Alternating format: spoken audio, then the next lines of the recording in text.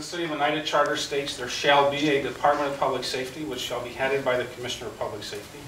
And whereas on January 1 of 1998, Michael D. Romano, after serving as a counselor for the 3rd Ward, was appointed as Public Safety Commissioner. And whereas in the capacity of Public Safety Commissioner, he allowed the fire chief and the police chief to do their jobs they were hired to do. And whereas he's a fair man who supported the operations of the police and fire departments, steadfastly standing behind all the officers. And whereas during his tenure he sat as chairman of the Traffic Safety Board, was responsible for the control of traffic, locations of traffic control signals and devices, parking regulations, as well as other duties and responsibilities. And whereas he's appointed all officers and employees of the police and fire departments in accordance with civil service law.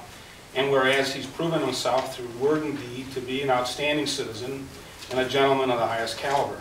And whereas the City of Oneida has greatly benefited from his dedicated service as Public Safety Commissioner through July 10 of 2008. And whereas a plaque recognizing this service shall be displayed in the City of Oneida Municipal Building, I, as Mayor of the City, do proclaim Wednesday, December 17, 2008, as Michael D. Romano Day.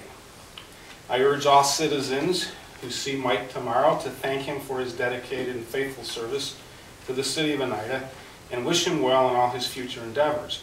I do note that some of his colleagues from Oneida High School are here today to honor him, and in my capacity as mayor, I direct them to buy him his breakfast. Marl never keep him in coffee tomorrow and take him out for a nice lunch.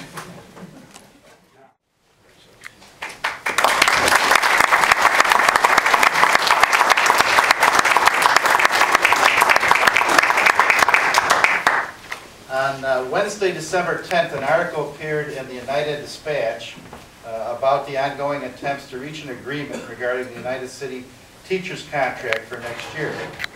One of the quotes in the article was that Mike Romano, a school board member, hoped to open up lines of communication and look at issues from another perspective in an attempt to come to an agreement. The quote was on the back page of the paper, and it would have been easy to overlook the fact that Mike was contributing quietly, as he always has during his many years in the City of Oneida. We're here to recognize over a decade of service Mike has given to Oneida as Public Safety Commissioner, but I'd like to briefly consider some of his other contributions to demonstrate a common theme. Mike taught 37 years in the math department of the Oneida High School. He's been honored for that service by his colleagues. But let me say, if you haven't stood in front of a classroom of students or tried to respond to 100 different personalities during the course of a day, you really don't know how difficult teaching can be.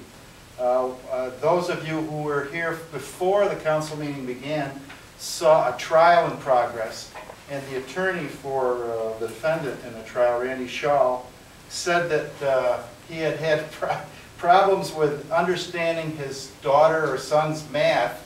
I guess it was his son's math, and he said he couldn't think of any place else to ask for help, so he called up Mike and said, you were once my math teacher, so you're always my math teacher.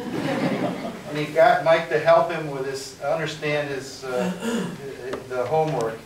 While he was teaching, Mike also served as a counselor for the 3rd Ward for 3 years, and having watched proceedings of City Council, I know that this represents a lot of hard work and time that he spent on behalf of his constituents and also the City of Oneida.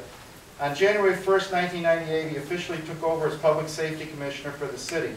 Some of the activity in this position involves hiring and other personnel matters which are private and really can't discuss specific things that were accomplished. I appreciate the fact that Mayor Hedgelund filled in a lot of the gaps that I was trying to decide what to try to cover. Mike once told me that one of the things he tried to do was make the hiring practices for firemen and policemen as systematic as possible. Mike also had to deal with many existing regulations which govern civil service positions. Peg Margo, the head of the Civil Service Department, I think she's here in the back,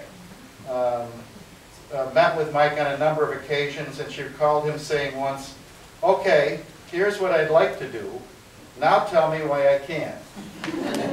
On Mike's watch occurred a number of spectacular events, such as explosion of the tanker cars at the railroad tracks, bowling alley fire. There were many other critical issues involved in these incidents, and he worked quietly with the fire department and police department to see that these and many other situations were handled properly.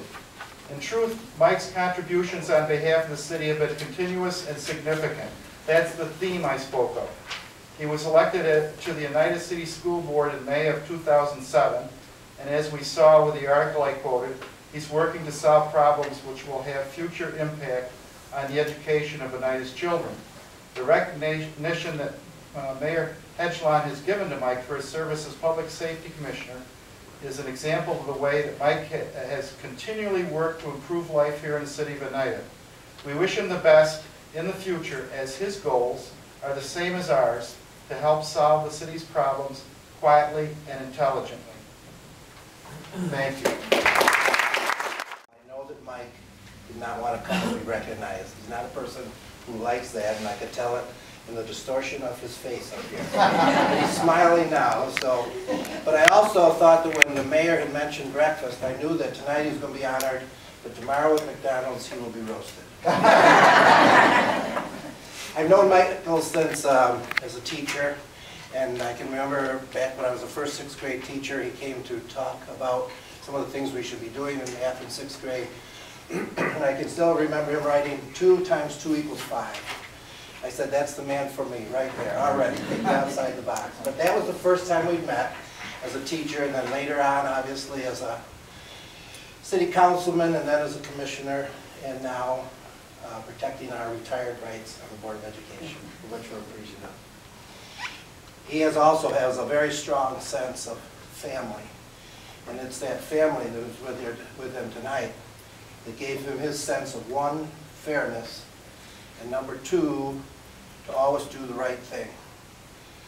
In our 4 years together, Michael had to do a lot of policy changes. We did some organizational changes. We did some personnel changes and hired a number of new employees. During that, we always had meetings, and I think you're right, whoever it was said that with the salary Michael received over those 4 years, I think he got down to like maybe 50 cents an hour. But he and I met at least twice a month, privately, and then at times with some of the council and some of the lawyers.